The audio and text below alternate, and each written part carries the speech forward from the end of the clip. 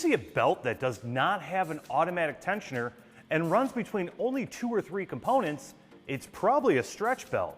You may also notice some belts will have the word stretchy or stretch written on the back. A stretch belt can last 100,000 miles or more.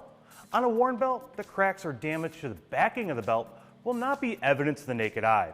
This is why an inspection method measuring groove depth is recommended. You simply cannot go by mileage recommendations alone.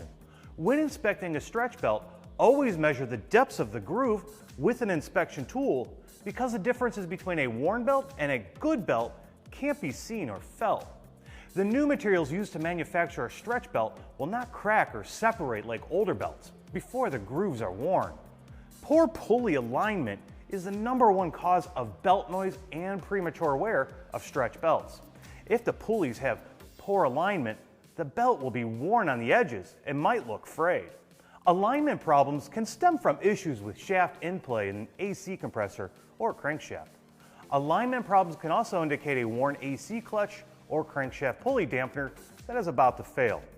If you are removing an old stretch belt, just cut it. Even if the belt is still in excellent shape, the act of pulling the belt over the AC compressor clutch or crankshaft pulley will damage the inner core. These belts have a thermoelastic core designed to keep tension on the pulleys during a long life cycle.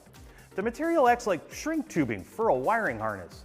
Once the belt has been run and exposed to the underhood temperatures, the heat will decrease the length of the belt and therefore properly tension it. Never use a screwdriver or other sharp object to install the belt, because if the belt is cut or the surface or the grooves of the pulleys are damaged, the belt will eventually fail. Special tools are available from various tool and belt manufacturers that act as a ramp on the leading edge of the pulley. Some applications will require special tools to hold the belt on the accessory pulley, as is the case for the Subaru AC compressor pulley.